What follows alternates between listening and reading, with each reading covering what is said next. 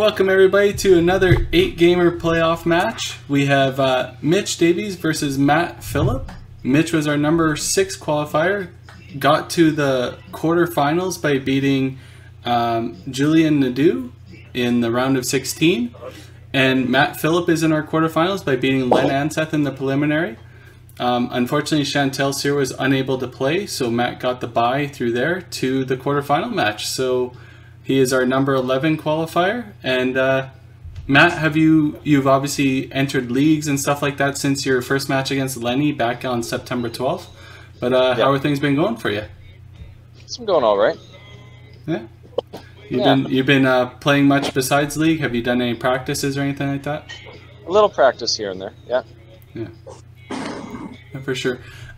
Mitch, I know you just played Julian actually just before this match. What are your thoughts after that 940 that you just threw? Yeah, I feel comfortable up here, obviously. Home center, we're all playing good centers, like I said last time. The ball is obviously moving perfectly the way I want. Hopefully we can continue on with what just transpired. Yeah, I'm sure you're all hoping for that. Anything else you guys want to say before we start this 3-game total pinfall match? Nice to meet you, Matt. Yeah, you too, Mitch. Yeah. Well, all right. Without further ado, good luck, guys, and we'll talk to you after game 1. All right. Well, guys. All right. Sounds good, man. Looks like we have a little scoreboard malfunction here on Matt's side. We'll try and get that fixed. Wow, after I gave you so much credit, Carrie. It was good before the interview started, I'll tell you Oh, that. no, it looks like they shifted the whole camera. Yeah.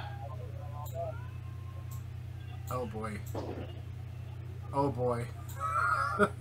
We're gonna be guessing the whole time. Oh, there we go. Much better. You're doing great, Carrie. I think you doubted me. Did you doubt me? No, never. Never. Just barely made it. All right. Mitch off to a hot start again. Matt with a little bit of a miss there, but very first frame of the 3-game total pinfall, so lots of time left. Spared it perfectly. Yeah, there you go. That's kind of all you're looking for. Keep it black to start, and away you go. Get a little bit of nerves out of you, and start throwing your shot. Exactly. So like we said, Matt defeated Len in the preliminary round, shot a 906 triple with a 360 and a 343. So Matt can shoot. Absolutely. Well, it looks like he's got some good rotation on there. Huge kickback coming from the left side, ripping out the left 3-2. Yeah. Good shot. And then Mitch obviously shot the 941 against Julian with a 351 and 315. So these guys are no strangers to 300s.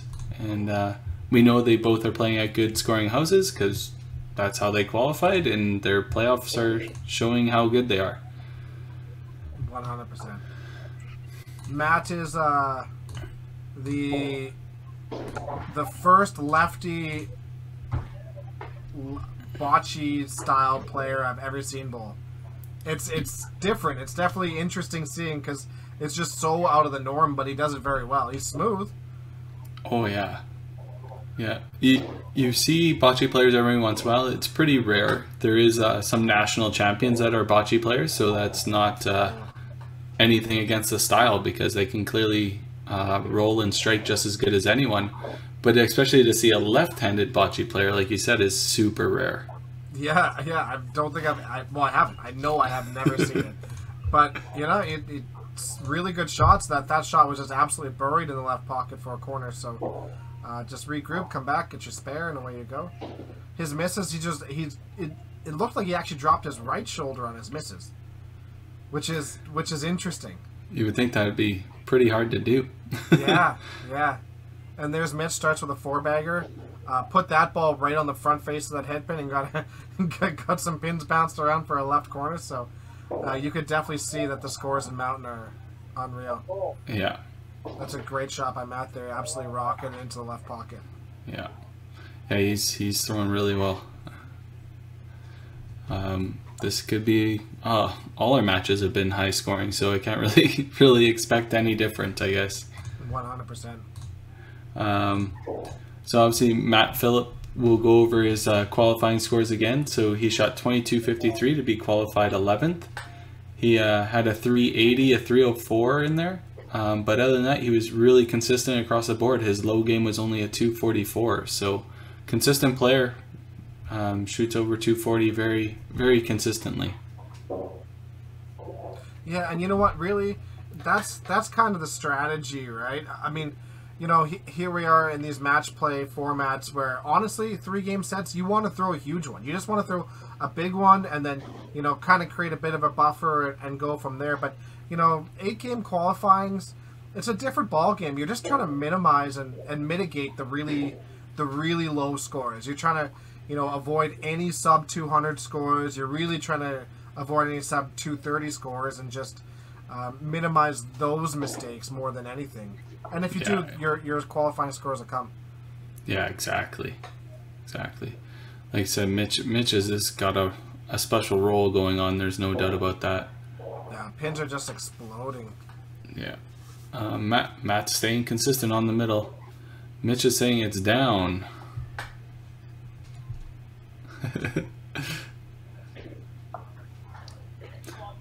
To be fair, I did think it was down when I seen the kickbacks come and take out the right 2 pin. So yeah, I didn't think there was any question. Was there? I didn't. I just seen the score sheet marked it as a corner pin. But yeah, I was pretty sure that there was a strike right away. So yeah. So he's just correcting his score and moving on to the next frame. And Mitch is a lot of things, but the one thing that Mitch is really is honest. Mitch is a very honest human being in every aspect. So if he says that, I trust it. That's an absolute. He's honest if you like it or not. Oh yeah, 100%. Yeah, and that's with himself too. If he's not bowling good or whatever, he will fully admit it too. So yeah, I trust that decision there for sure. Yeah, exactly. So Matt's obviously big strike in 8, needs to polish off this game. Mitch is on a big one, so. Yeah, in all honesty, it's been a really solid game by him so far. So, looks like we have a Mitch appearance here. Let's bring him in really quick. What's up, Mitch? Yeah, this is mid-game here. Okay, we are reporting live. Just to clarify, that was down, guys. Yes. Yeah, okay, we agree. Yeah. All right, I'm logging back off. All right, see ya. Well, there's our first mid-game interview. I like it. Yeah, perfect. So Matt, unfortunately, the punch in 10 there will slow his game down a little bit. Really, the most inopportune time to do it. Want to avoid those at all costs in 9 and 10 for sure. Yeah, but you know what? It's a good start. I mean, he's going to end up with 250 here. Really solid. I mean, he's hitting everything he's aiming at. Just unfortunately, left some corners. Mitch, that one is standing. Mitch, that one's standing. 100%. Yeah. So we'll go over Mitch's qualifying scores really quick before we end the first game here. Mitch shot 23-29 for 8 games to qualify 6th overall. And his last 4 games were 307, 304, 333, 355. So strong finish by Mitch once again.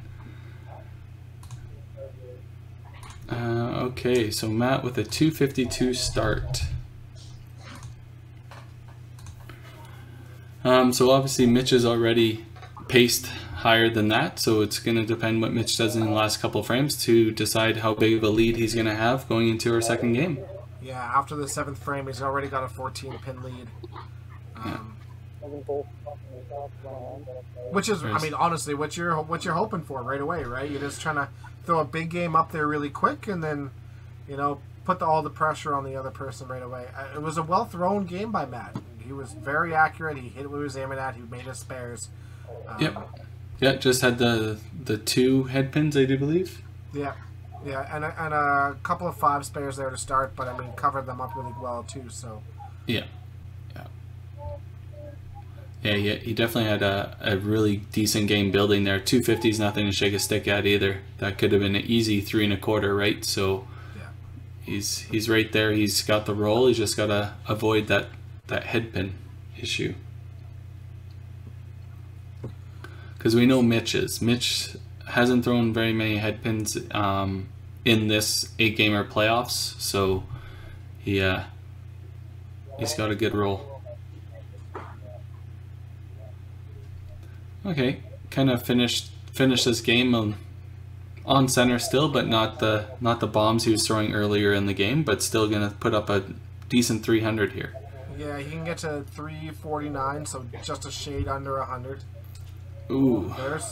There's something we don't see very often by Mitch, and he looks just as confused. Yeah, probably put it on his spot. Thought it was gonna move to the right a little bit more than that. So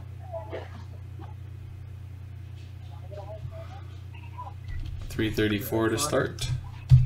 Real solid start. Yeah, he'll have an 82 pin lead to start, but I have a feeling Mitch is actually going to be disappointed with that. Yeah. I'll have you take away the interview while I update the scores here, and you can talk to Matt and Mitch when they come in. Sure. Hey, Hey, boys. what's up? Hello. Hey, What's up? Matt, you know what? You played really well there.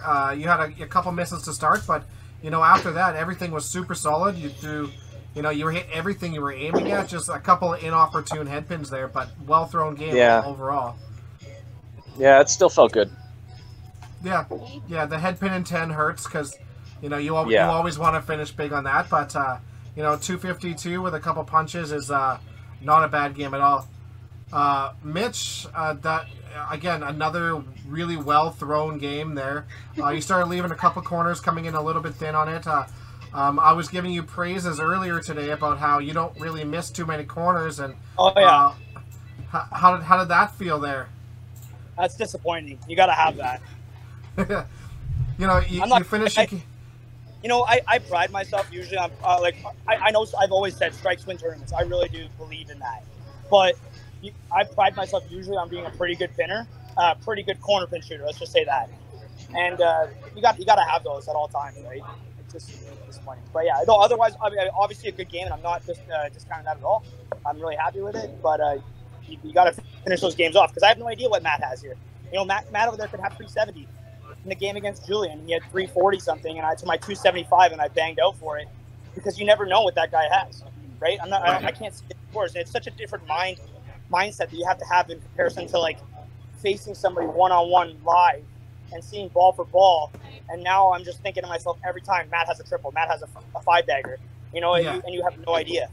Yeah, the assumption has to be that person's perfect and you need everything all the time. Yeah. So it is a completely different mindset for sure. But I kind of figured when you missed that corner, you might be a little bit disappointed. But a great thrown game, Mitch. Yeah, thank you. Thanks. Yeah. So Mitch with the 334 against Matt's 252. So it's an 82 pin difference, but obviously 2 games to go. Matt, you gonna make any changes? I know that head pin was kind of inopportune, but it seemed like you're throwing the ball really well. Yeah, probably no change.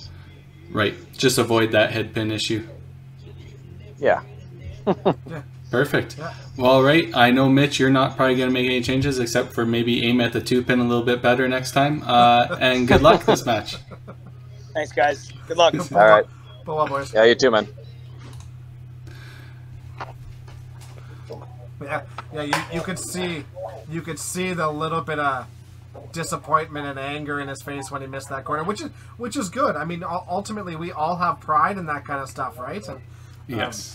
Missing those corners it sucks, and I don't know, it sounds really dumb, but every time I miss a corner or every time I miss the middle, I have a feeling of embarrassment, which shouldn't be the case because ultimately this is a game where you are going to make mistakes. It's just statistics. It happens all the time. You can't be perfect all the time. But there is a level of embarrassment that when you make those mistakes, and especially when you're filming, there's stuff like that. Yes. So I completely understand. Yeah. It's going to be neat to see after this whole playoff situation is done and all that. And do up all the stats and see what the average on the stats is, and you can really see where competitive players rank. And hopefully our recreational players that bowl leagues and stuff like that watch this segment will understand where they need to improve on their game in order to maybe be at this elite level, right? It'd be kind of neat to see that comparison made. Yeah, 100%. I totally agree with you. So obviously Mitch again off with a double. Yeah, Mitch is super locked in right now. I think he's got just the right amount of rye in him. He looks very comfortable. Yeah. And the hand is out almost immediately when he lets the ball go, which tells you that he's feeling it right now. There we go. I think Matt has his role going too. Oh, he does. He just needs to not worry about the head pin, I guess, and just throw his shot, because it's dynamite when he's in the pocket. Holy. Absolutely. It just needs to start stringing them together. That's absolutely. That one, it looked like he guided a little bit. He didn't really follow through all the way on that one. I think that's going to be the interesting thing with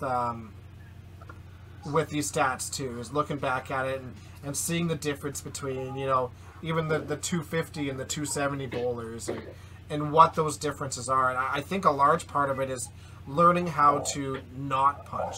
You know, everyone's going to punch. Everyone's going to have shots where it comes in high, or you just put it in a bad spot every once in a while. But it's learning how to make quick adjustments to avoid those punches as fast as you can. Yeah, exactly. And spares are huge. Don't get me wrong, spares are huge. But you know, eliminating those open frames, and a large part of that comes from just avoiding the head pin or avoiding the punch. Yeah. Yeah, like they always say, you can't strike unless you hit the middle, but you punch every time you're dead on the beak. So it's hard to find that fine line. And a lot of players get around it by having fingers on the ball, right? Where you can be a little bit heavy and get away with some of those hits that some players that don't have quite the fingers, they'll get the splits, they'll get the head pins instead of getting that extra break. Yeah, 100%. Yeah.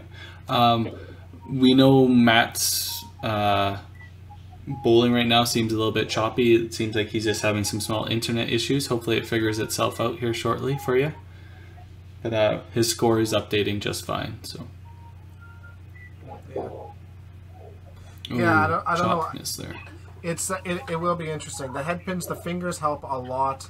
That's certainly for sure. But you know, it's quick recognition of the mistakes you're making, because honestly, a head pin, you know, you're gonna punch every once in a while. You just threw it in a bad spot, but most of the time, a punch is a small mistake somewhere, and it's recognizing that that's a mistake, and that it's not your A ball. It may not have been a bad shot, but it may not be your A ball, and it's just trying to find your way back to the neighborhood. Yeah.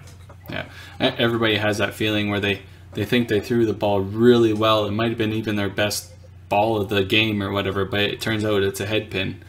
It happens. It's just not dwelling on it and moving on and throwing that same shot next time and trusting it, right? Yeah, 100%. But it's those shots where you let the ball go out of your hand and you know immediately that it's a head pin. You're doing something wrong. Yeah. You need to figure it out. Yeah. Yeah, so Matt's getting a little erratic here. Yeah, he looks a little out of sorts right now. I don't know whether he's just trying too hard at the moment, because it looks like they're peaking every once in a while at the scores. And obviously Mitch is putting up another big one here. So,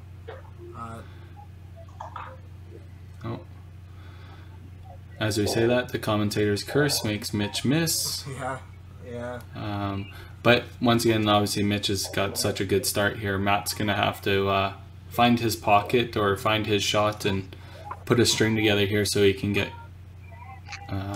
not so far behind, right? He's already 82 down after one game, and right now he's down another 100 and some sticks. So yeah, Mitch has made up another 100 pins in the fifth frame. So not including the double 5-spare after that. So. Yeah, it's at the point where Matt needs to start stringing strikes together now, and that's going to come with just, you know, freewheeling and not trying to throw it so perfectly. You just It's never going to be successful that way. Yeah, you need a game and a half of really excellent play here. Yeah. All right, roll out. Oh, Almost. no, chop. Almost. Yeah, it almost rolled forward there on him. And Mitch has really got the roll going. Both sides of the head pin. Just. Yeah. He looks very confident right now.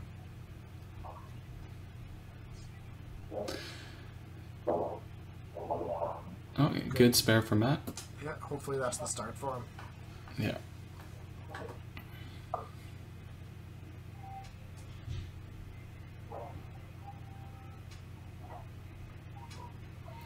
Pretty neat having a guy in the Hamilton area playing a guy on the island in not on the island, but in Vancouver, right? Yeah, it's super cool. Yeah. People get to face each other that they've Understood. never met before in their lives, and they get to do it from the comfort of their home center, and it's really neat. Yeah, yeah, exactly. Okay, Matt threw a great strike there. Let's see if he can build on that and put it together. Yeah, he just needs one good shot at a time here, right? Just focus on great execution each shot and let the results come.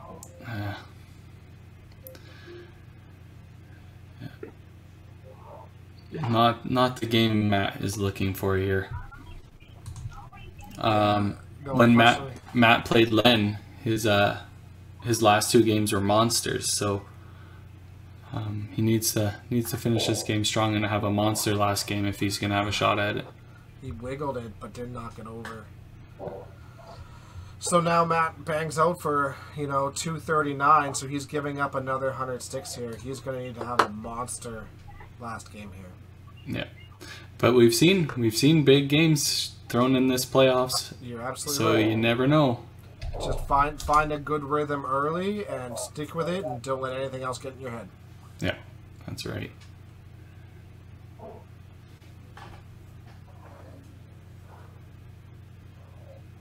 So another solid game by Mitch there, 326. Gives him 660 for 2. Matt rips the left 3-pin. Obviously, we all know that Matt's not going to be happy with this performance, but this will show you where the competitive spirit leaves you, right? Like, you need to figure out a way to throw a big game together here to even give yourself a shot, because you don't want to give up. There's still a third of the match left, right? That's such a disappointing shot right there. You rip the 3-pin, that sucks, but then you throw the ball exactly where you want to, you execute it exactly how you want to, and you leave the corner on the other side. It's disheartening, but that's what we call the penalty shot in the game, right? Yeah. It's unfortunately the line that sometimes happens when you make the mistake in the first shot. So Yeah, exactly. It doesn't even have to be the 3-pin, right? It just needs to be a miss. You get the side, and all of a sudden you'll get the 8 count on the next ball. It's just the penalty for the miss. It's the very tough game for Matt here. He was kind of erratic in some frames there, and then he was super accurate in other frames, and it just wasn't a well pieced together game. So yeah, it does. It looks like he's struggling a little bit with the timing a bit, and it's just a little bit like he's forcing everything right now. And I understand, like, these matches are stressful. It's a different sort of scenario completely, So well, you're playing for big money, right? This match is worth $343 extra, so it's not just a beer, right, or a meal. 100%.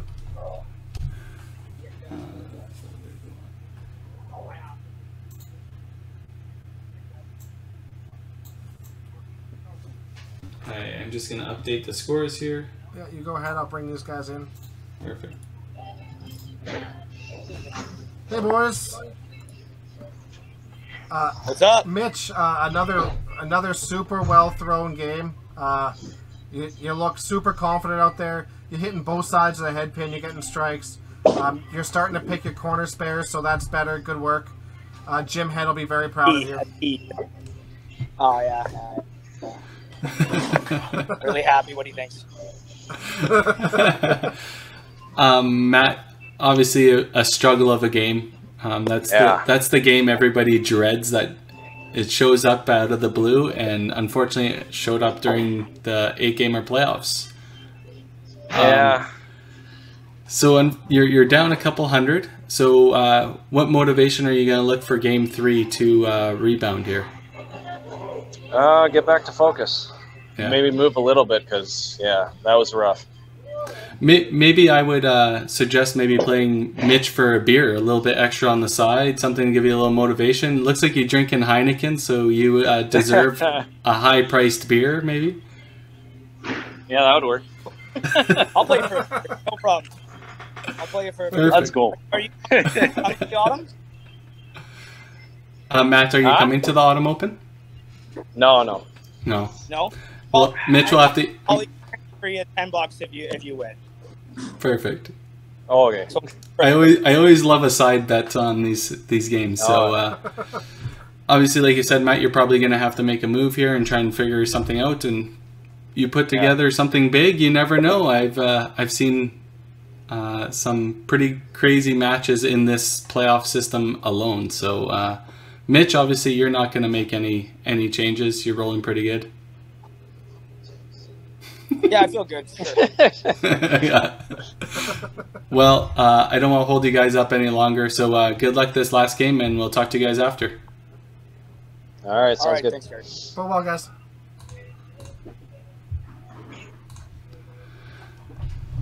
Yeah, that's, Mitch's internet's a little choppy there. It is, yeah. I mean, they're on top of a mountain, so... Yeah. It's typical. It's late out in Ontario. Everybody's Netflixing and chilling, probably. Netflix and chill only matters for the first 3 episodes. Then it turns off and you're still chilling.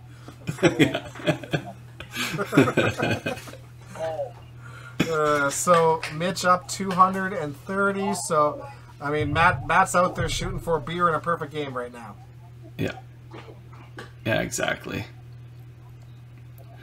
But Which it's going to be awesome. interesting.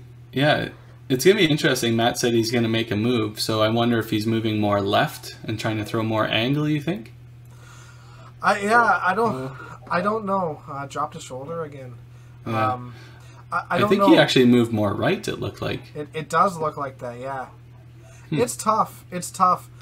You know what? If you're struggling like the way he was, where you're punchy and then you're missing and you're kind of all over, you know, a move is okay, but it can't be a small marginal move because you're not accurate enough right now to make, you know, a half board or a board change. You need, if you're going to make a change at that point, make the big change, make the move from the far left to the far right or into the middle or something like that, just to clear your head a little and, you know, focus on just hitting that target and allowing you to freewheel a little bit more. Yeah, exactly. And like, we don't want to, we're not here to critique anybody's style because everybody's style is different and they all made these playoffs as is, right? So it's finding that little adjustment that helps your style. And yeah, it's kind of neat to delve into some of these players and see what adjustments they make to help their game. Yeah, exactly. Even if they're just small little ones that change the headspace. Yeah. Like those can be the greatest adjustments you make because, you know, it could be something super small, and you may only do it for a frame or two and then move back to the way you were. But just sometimes you just need a little mental reset, and away you go. Yeah. Yeah. Exactly.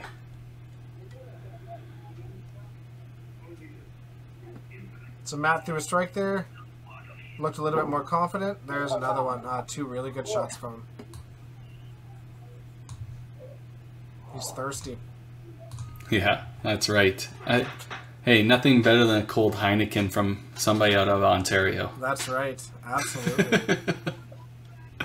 We always joke about our Ontario compatriots and stuff like that, but we love everybody across Canada. We know there's players in every province and every region, but there's always got to be a rivalry, and I'm happy to say that I'm from Alberta, so my rivalry is mainly with with Ontario. So yeah, I'll give it to them every time I can, and I know they'll give it right back. So 100%.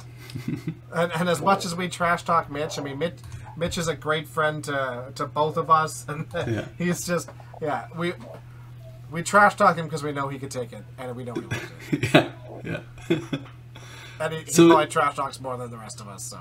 Oh, for sure. Oh, he spared that split. Yeah, that's down. Good job, Mitch. Are we gonna have another mid-game interview with Mitch? Yeah, maybe. Oh, Matt was on such a streak there too. 4-bagger, 3-pin. Yeah, he was right back into the roll of it. Yeah, I think Mitch might pop in. We might see him here shortly. Yeah. That's a crazy kickback. Here he is. Just Hey, reporting Mitch. live again. You know, tough out here. We really got to get some stuff. This place has got to get easier. I don't understand how we're gonna make it happen, but Tough playing at a pie host. yeah, you know, I now know how Edmonton's felt for years. It's crazy.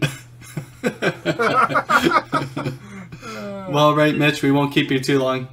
Keep playing well, later. and I don't approve of those split spares in this tournament, but whatever. Oh, okay. Get out of here. Oh, man.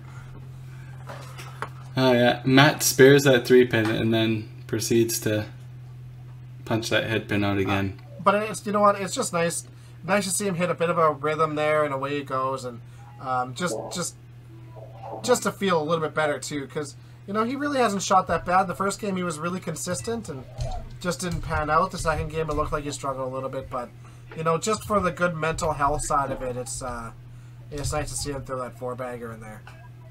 Yeah, exactly. So, with that all being said, there isn't enough room, I don't think, for Matt to catch Mitch anymore, is there? Because he was down 230. He can get to 330. 333 if he bangs out now.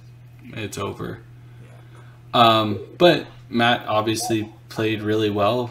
Beat Len, one of the great players from northern Saskatchewan area, out of Cut Knife, and he made it all the way to the quarterfinals, and he's going to take home over $400 for his effort. So Absolutely, yeah. Great playing. Yeah. Out of 229 players, he made it to the quarterfinals. So yeah, it's huge. Good for him. He's one that we haven't seen too much around the Cash Tour circuit, but you know, maybe this is something that'll spark that. You know? Yeah, I really hope so, and that's a main thing about a tournament like this is, like you said, to see players from across the country you don't normally see, and hopefully, like you said, that sparks interest in the competitive side, the elite side, or whatever you want to call it, right? Yeah, 100%. I mean, he's out here playing well, competing against some of the best in the country. Kudos to him. Yeah, exactly. And beating Len is a feat. Like, yeah. And you know what? I remember because I was heading up from my match, so I came in and I saw Len and I helped Len set up, and then I left for my match, and I just saw Len play really well in the second game, shot 300 something, and I thought Len was doing great, and then I jump on and found out that Matt crushed him. Yeah, So, yeah. Len shot 352 the second game, but Matt finished strong and shot 360 the second game. yeah. So matched him, and then Matt finished with a 343, and unfortunately Lenny was unable to put together a great game the last game, so fell quite a bit short. So Yeah, it was great shooting by Matt. Absolutely, 293, much better game, hands down. that's looking like a beer. It's looking like a beer. It's gonna be close. It's gonna be close. So 216. Mitch can get to 306. Yeah, So yeah. he'll need them all. He'll need the strike in 9 and the double in 10.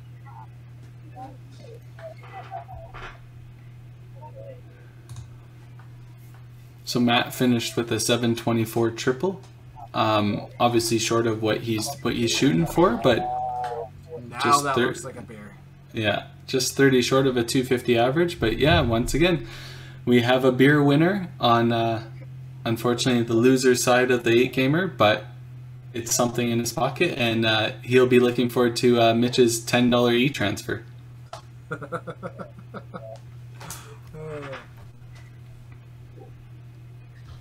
I'm sure Mitch knows it too. Oh, he has to. That's why he's frustrated with the headpin, because he still wants that beer. Not beer. For everyone out there, Mitch Davies does not drink beer. He's a rye guy.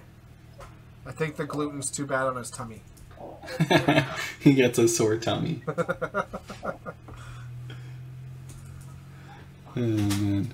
Hey, Mitch just finished this game. Mitch has put together a solid 900, most probably. Needs a little bit more than a black mark in this frame, but... Yep, that'll leave his tournament average so far over 300, which is incredible. Yeah.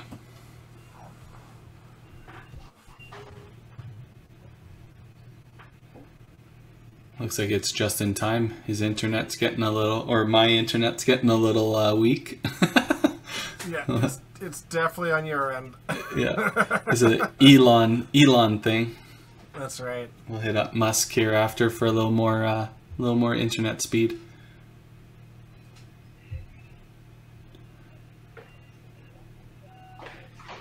Another good shot by Mitch. Corner. It's crazy to see how much those head pins jump around there too, though, eh? Just Oh, bouncing in all directions.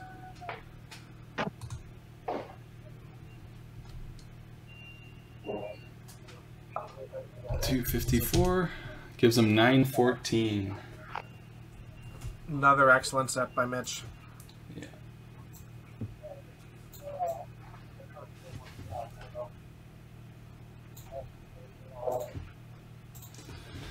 All right, solid play by Mitch especially. All right, let's bring these guys back in here. Oh, I lost the beer. Yes, you did.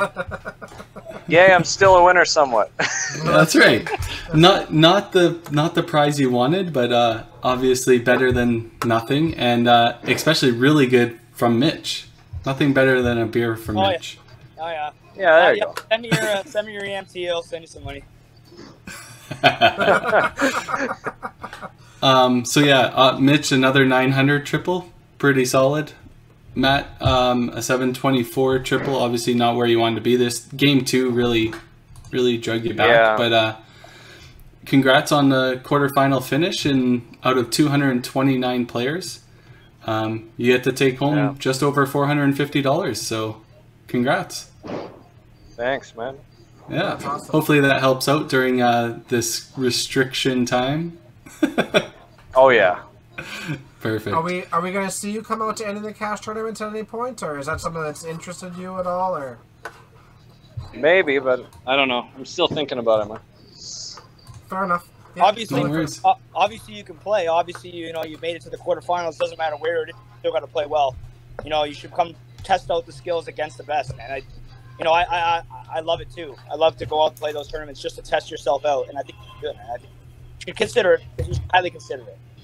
Yeah.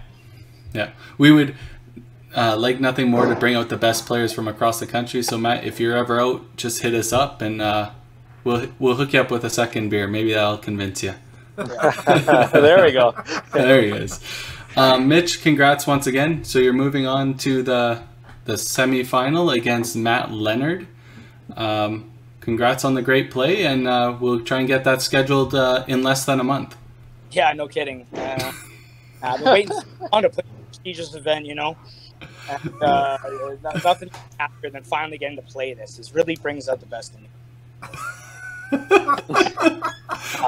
Hopefully we can get it done before the autumn, Yeah. And get everything done and licked up. Yep, for sure. All right, thanks, guys. Yeah, thanks, guys. Yep. Great bowling, both Good of you. bowling against you, Mitch. Take care, man. Yeah, you too, buddy.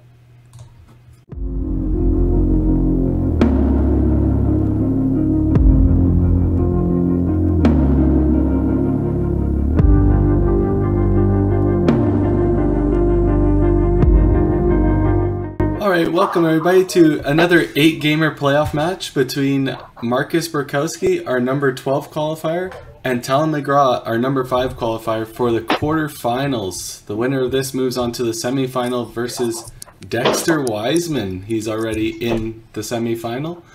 How you guys feeling? Marcus, I know you got a couple matches in. Talen, you only had the one match in so far. Have you guys been practicing since your last match or just league nights? What's going on? You go ahead, Marcus. You go first. I had a couple nights of league.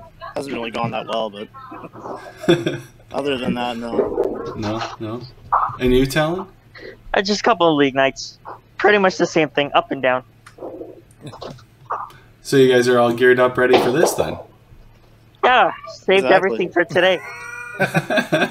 Marcus, you must be tired from your golf trip yesterday. A little tired. 36 holes is a lot. Yeah. Wow. Yeah. Wow. Don't worry, he probably wasn't walking it though. No. Hell no. Well, then we might as well get this match started. I wish you guys both the best of luck and play well. Play well, Talen. Yeah, you too. Thank you.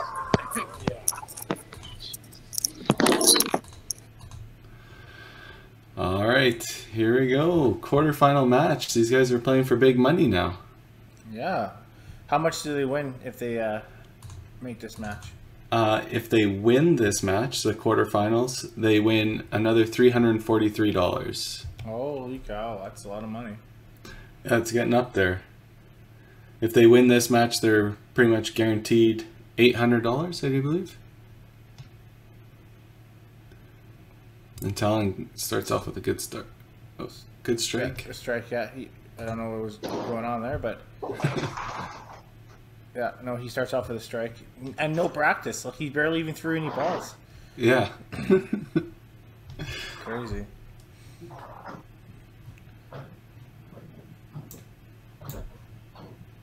So it looks like Marcus is bowling on lane 13 at the Dell. And then Talen's bowling lane 1 at Mountain View there. Mountain. Right.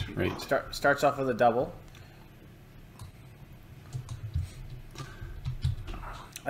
He was pre-game. He mentioned that downstairs isn't his favorite, but looks like it started off okay.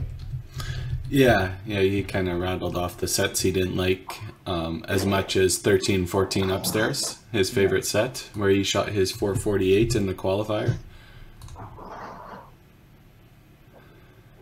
Aces. Oh, that was dirty. Pocket aces. Oh, no. He did say 1 and 2 wasn't his favorite. As we were just talking about it. Holy cow. That was brutal. Okay, Marcus picks up the spare. It was a little thin, but I didn't think it would just blow through like that. No, you expect one corner to go down for sure. We'll see how bouncy the pins are. Oh, miscue.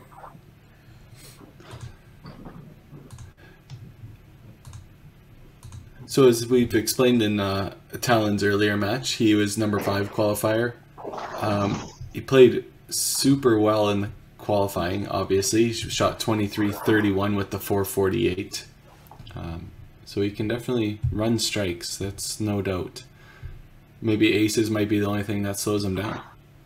Yeah, absolutely. Marcus comes back and throws the strike over there. Yeah. And Marcus, as we obviously explained in his previous 2 matches, he's shot 22-49 in his prelim. So Marcus has been playing super solid. He played really solid against Jess Levine in his earlier match. Yeah. Marcus is well known out here on tour. He's one of the few BC guys that come out and participates in our tour every year. I think he doesn't miss an event rarely, right? So yeah. Always competitor from there. Yeah, and unfortunately I'm not super up on how old Talen is, but we were talking in the pregame once again that he played in the Open in BC. Is that correct, Tim? For the mixed team, right? Yeah, he was on the Hamilton mixed team that made nationals. Yeah. He gets his tutelage under Mitch, so. Right. Not a bad coach for competition rise. Mitch has obviously been at the biggest stages in pretty much every corner of the country he can be, right? Yeah. So he went double aces, double plow. So it's still a good start for him. Marcus throws 2 spares, and now he's on a turkey. Yeah.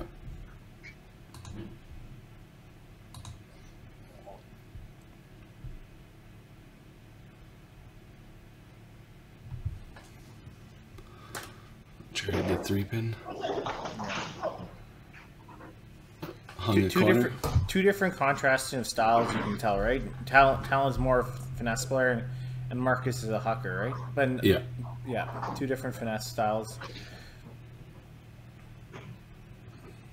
And like we keep saying over these matches, like the contrasting styles is unreal. We have a player that plays bocce style, meaning they slide on their dominant hand side.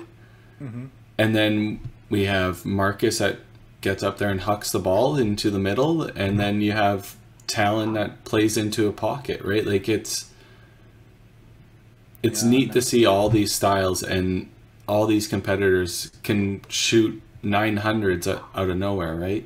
Yeah. Just his approach and ball speed sort of reminds me of Tyler a little bit. Yeah, I was just gonna say that.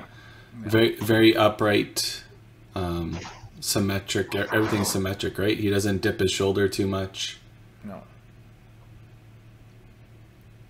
Obviously, not happy with how the last couple of frames have gone, but It's only the first game. He finished it up strong, right? yeah. Marcus is on a bit of a roll, right? Through the triple, hung the corner, strike after that. So Marcus is throwing exactly what he was thinking coming into this match, for sure.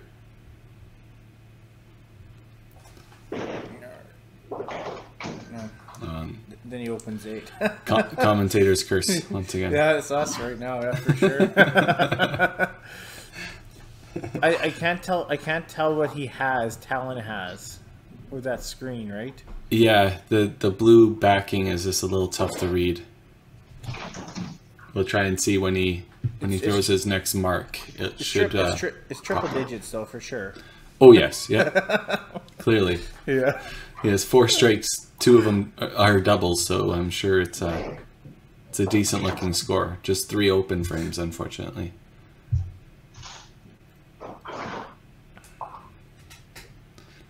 $12 count.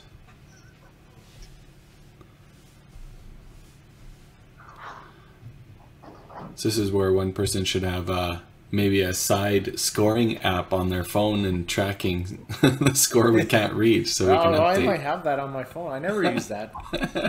This might be the time to use it. Yeah, maybe I might pull that up. Bowling.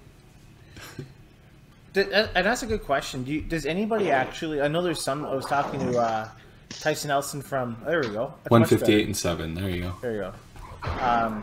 Tyson Nelson from Winnipeg, and he was mentioning that he keeps track of all his head pins and his spares and everything. And I mean, I don't think I could ever do that.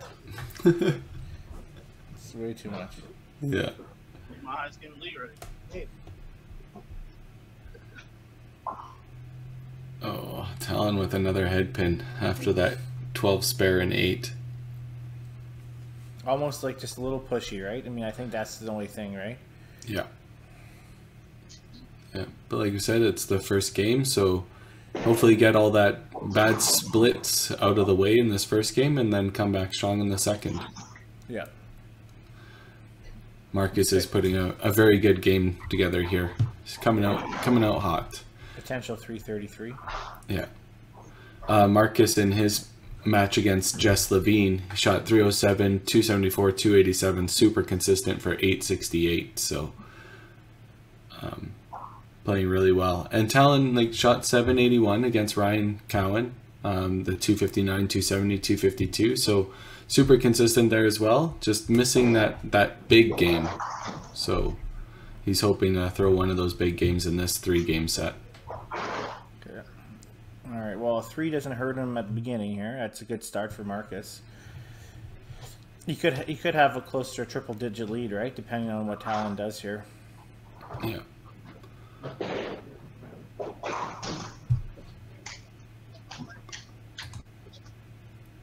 $316 for Marcus right off the bat. Oh, another head pin. Oh, wow. Alright, needs to clean up all his sticks. Okay. 188, so max 203 he has up there. 203. So yeah, he'll be down a bit. Nothing you can always mental mind game, you always try to split it in half, maybe, right? Go 50-50 or something, right? Yeah. 100 isn't that huge in a 3-game match. It's just a matter of how you want to mentally focus on trying to split that back in. Yeah, because now you're thinking Marcus might come back with another 300 or like a 270, 280. So I think you're going to need back-to-back 330s, hopefully, to eat away that 100-pin deficit. Yeah. So 201. So down 115, it looks like. Alrighty. We'll bring these guys back in here. Marcus is enjoying a cold one right now, it looks like. Yeah. You betcha. So, Marcus, you got off to a hot start there, 316, pretty solid. Thank you. Talen, you ran the couple doubles early in the game, got separated by that set of pocket aces, and then it seemed like you kind of ran into headpin issues there late in the game. You ended up with a 201, correct? Yes. Yep. Okay, so you're down 115. You gotta gain that back over 2 games. So, do you know what changes you're gonna make for game 2?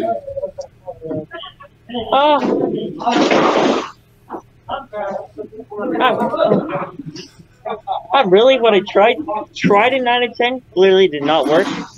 So new game, just gonna go back to where I was and reset.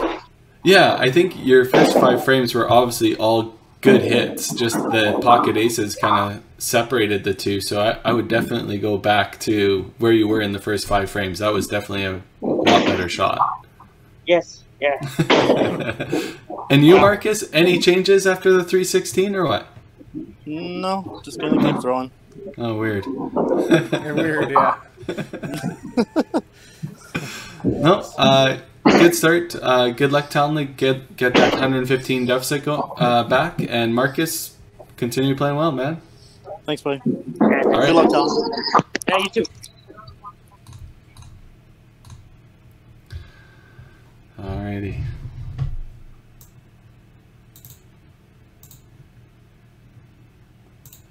So Tim, do you think Talen made a change there after the first 5 frames, or it was probably after frame 7 he decided that he needed a little bit of a change? Yeah, I don't know. It looked like he was just kind of forcing the ball. I think that's a better shot there. Right? It just like he wasn't finishing the shot. He was kind of being a little bit of a push. I don't know if he has any recollection what Marcus is doing. That's another thing, right? But I think he's pretty fluid. I think he might have maybe talked himself into a bunch of headpins more than anything. Yeah, he was clearly like exactly where he needed to be in the first 5 frames. So, like you said, probably talked himself into a couple heavy hits and. Yeah, because I mean it's the usual thing. I mean, how many times? Like I'm terrible with it. I haven't missed a corner all week, and I said, "Hey, I haven't missed a corner all week," and then I missed one right afterwards. Right?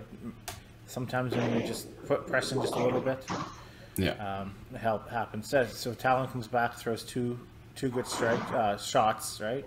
Yeah. And I don't think anything really affects Marcus right now. I mean, he's throwing really well. He just keeps rolling. Like he said, "Am I going to change anything?" Nope. Nope.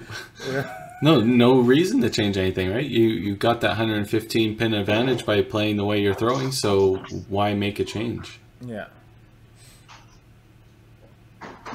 There you go. Talen, spare double. That's a good start. Yeah. I should put this in my app. There you go. Yeah. Even though if I don't know how to use it. It's pretty tough for all your stuff if you don't know how to use it for one game there, Tim.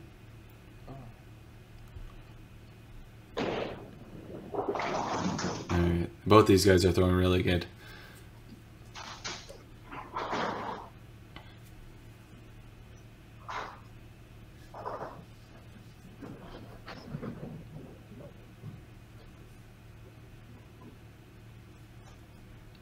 Alright. So Talen throws a turkey. He comes back and throws 4. 4-bagger.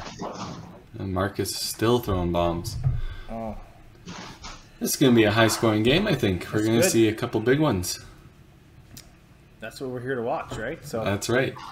This Interesting is note- kind of what we expect out of the quarterfinal, right? you would hope, right? Yeah. Interesting to know what lanes Marcus threw his perfect game on Adele. Oh, He was on the same set. probably. If you had an option to play on the set you're most comfortable with, you would obviously pick it.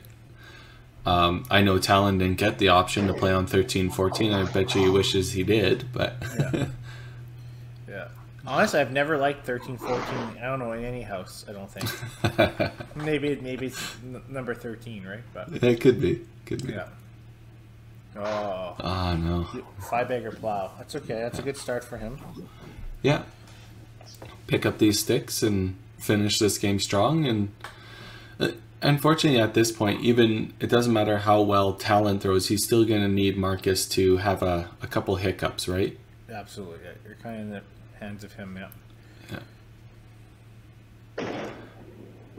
But obviously, you don't want Marcus to run away with it. So you're going to try and put up a big score, and then hopefully you get that window going into the last game to have a shot at it. Yeah, all you need is the one opening, right? Yeah. Sometimes, yeah. But Marcus is staying away from the punch, right? He's only punched once. Talen's on his 5th split, I think. Yeah. Like quite a bit of contrast there. So here's the question. So if you're playing and you're down, how do you analyze how much you're down by, Kerry? In like this match or like in a general match? In Yeah. a general match. I think kind of like what you're saying. Like if I'm down 100 after game 1, yeah, you just bite it off in pieces. You may not get all of it back in one game, so you try and get some of it back. Even if it's 30 of it, you get 30 back. The other player starts thinking, oh, now I'm only 70 up. Like now I have to go again. For sure. I think sometimes having a triple-digit lead, it gives you a false sense of security, right? Yeah. Yeah, for sure it can. Obviously for Marcus it hasn't. No. He's still throwing bombs. Talen obviously ran into another open. 3-pin and another 10. But he's still sitting pretty good. Mm-hmm. It's funny because every time I'm like say within 50, like say going the last game or whatnot, I always think about the amount of balls I'm behind. Yes. Yeah. Right. So I always think, okay, I'm down 50. That's like 3 balls. It's a lot easier than thinking, okay, I'm down this much, right? So. Yeah. Yeah. You're down like 3 strikes, right? It's just as simple as it is. 45 pins. Yeah. It's tough, right? You start off hot, you get that 5-bagger. Going into frame 7, you punch, which sometimes will happen. It doesn't matter how well you're playing. And then the 3-pin and 8 probably hurts him a little bit, and then the punch again. Marcus is just lighting it up. Oh, yeah. Yeah, he's playing super well. Unfortunately, I don't think it's not really Talen's fault at all at this point. No, because Talen's going to put a good game here. Yeah. And he's going to be looking at close to the 200 pin deficit. Yeah. That's pretty tough. 266, right? Yeah. He has right now. In 9, which is good, and he's going to max 311, and he's going to be down pins. Yeah.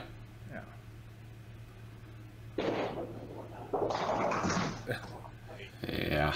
Yeah, he's Marcus is shooting 388 right now. Yeah, he's locked in. Yeah. Yeah, that's a rough finish for Talen. 4 straight opens. Yeah. Started off really well like he needed. But you can't fault him when some guy's shooting 388 or 700 double against you. No.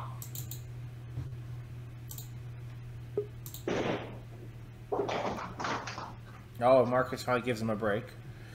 A simple corner. Simple corner.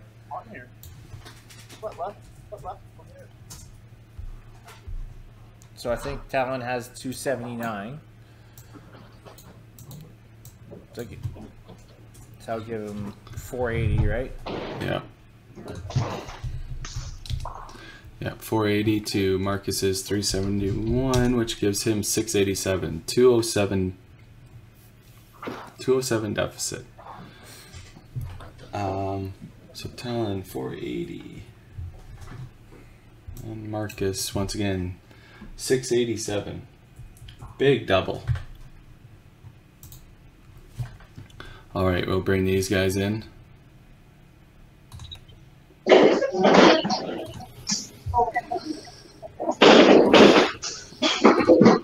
All right. So Talen, better start again. You got to the 7th frame before you unfortunately opened again, and then the four straight opens, three splits.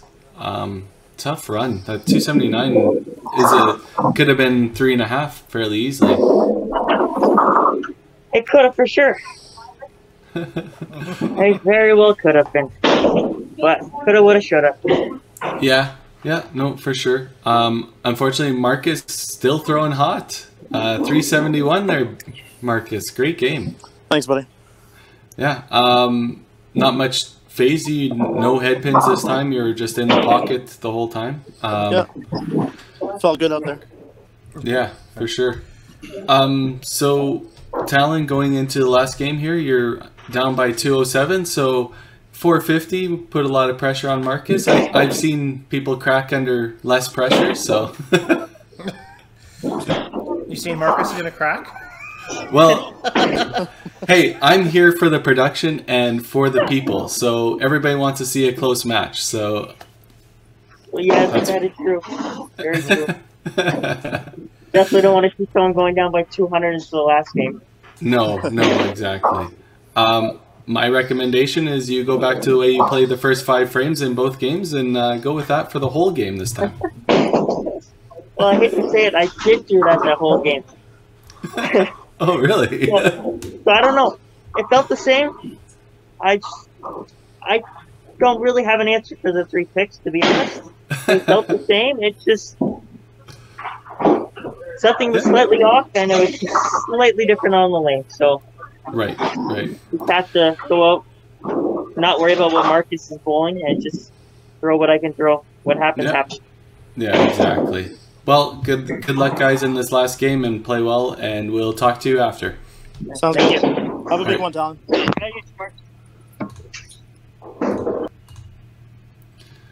All right. Like I said, Talen's going to need a really big game here. It's tough, right? I mean, and unfortunately, I don't think you guys can shake hands, right? I mean, halfway through the game. No, But no.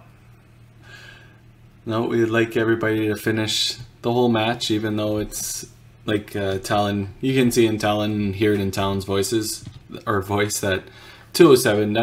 It's astronomical to come back in one game. Yeah. Who knows? But I mean, yeah. I don't know if I've ever seen a 200 pin comeback in any tournaments I've played, but I've seen 180s come back from. So Yeah, I've seen 150. I think the most. yeah. Yeah. But That doesn't help when Marcus throws a strike.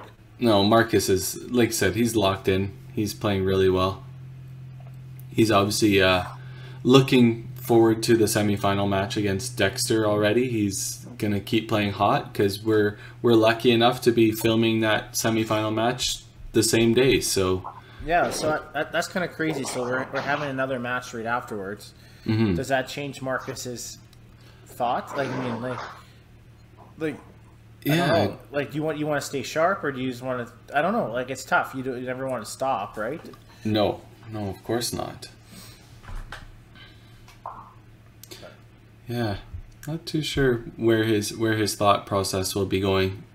You know what? I don't know if Marcus is really thinking that far ahead. Maybe he's just worrying about throwing the best 3-game set he can, and then he'll worry about his next match after. It's just a different mindset. I mean, when we play, say we play a cash tournament, and you already shut them out halfway through the game, and it's not, say, Red Deer or Calgary, right?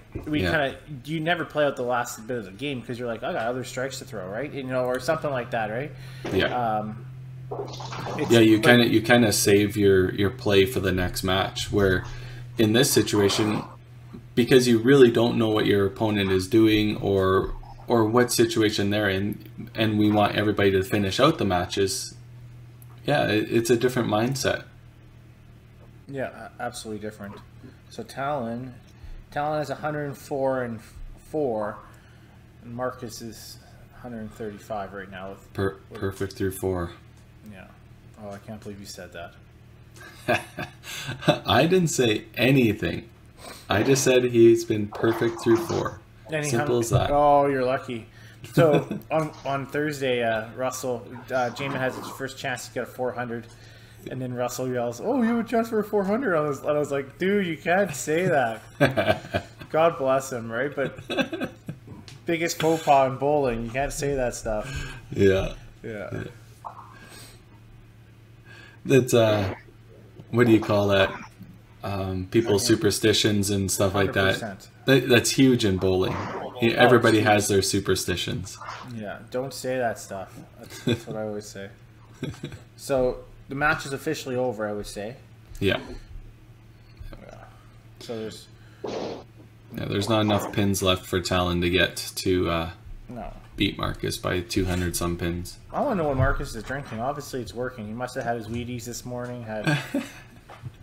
Yeah, and like because we are filming this kind of around noonish, right? So it's early for Marcus. It's middle of the afternoon for Talen because he's playing out of Ontario.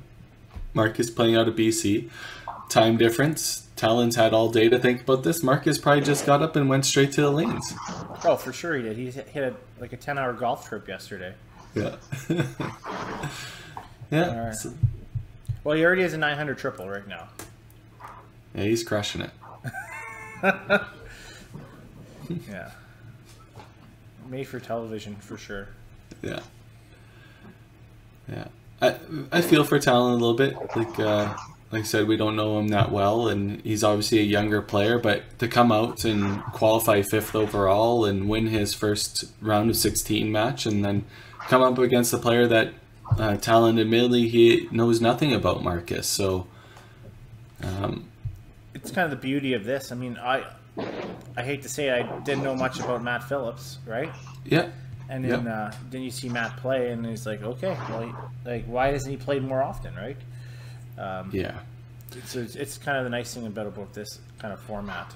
Yeah, you get to see the talents from across Canada that we wouldn't normally see unless you go to an Open Nationals or a Masters Nationals, because the cash tournaments bring out the best players, but only in their sort of regions. Like the WCBT brings everybody from Western Canada and a few players from further east, where the Club Tour brings most of the Ontario players and the Eastern players, right? So absolutely. For the guys that just strictly play those type of events, they don't see each other too often from across the country. No, absolutely not. No, unless you're following everything online, right? But yeah. It's definitely a good showing for Talen. Oh yeah. Yeah, people, hopefully after this, with our following and stuff like that, people will be asking questions about Talen. Why isn't Talen playing this event, or where is he at now? And yeah, it brings some attention to Talen's game. And he definitely has game, right? So oh yeah. So Marcus needs 10 for 1,000. Ooh, there's a curse. Let's see if he picks that. Does he go deuce deuce? Does he go deuce deuce? Lose $9.99? Oh yeah. He probably doesn't even know. Oh. Uh-oh. Needs a stick. He needs a stick.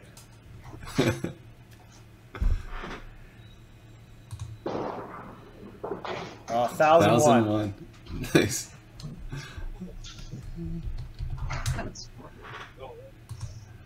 $266 for Talen. So Talen shot 746, so 250 average. And Marcus with 1,001, our first 1,000 of the tournament for the playoffs. Congrats to him. All right, we'll bring these guys back in. Oh.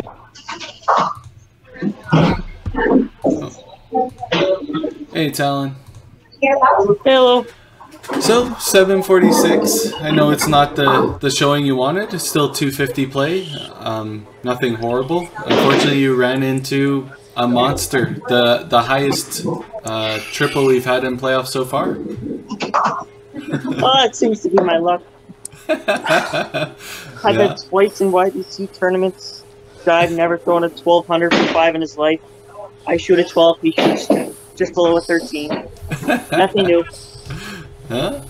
So, well, good bowling though, Marcus. And Thanks, buddy. You too. that's, you can only throw the ball and can't worry about what the other person does. That's Nope, exactly. Well, Talen, like, so you obviously qualified 5th overall. You won your round of 16 match and all that good stuff. So you're gonna pack home $458. We'll get that e-transfer as soon as possible. Great tournament, man. thank you. Other than the Open is the first time I've really done anything sort of like this. Of course, I've never been able to get out to one of the Western Bowling Tours tournaments, so can't be disappointed. Just gotta take on that. Then what, the final 8? Yeah. The final 8. Yeah. That's what I gotta take from it. Yeah, exactly. Perfect. And Marcus, great playing, man. Congrats on your win in the quarterfinal. You played unreal, 1,001 triple. Good luck in your semifinal match against Dexter. Thank you very much. All right. Well, we'll wrap this this session up, and we'll see you guys in future tournaments and future matches. Sounds good. Thank you. Good playing, Talen. It was a pleasure. Thank you. Good luck.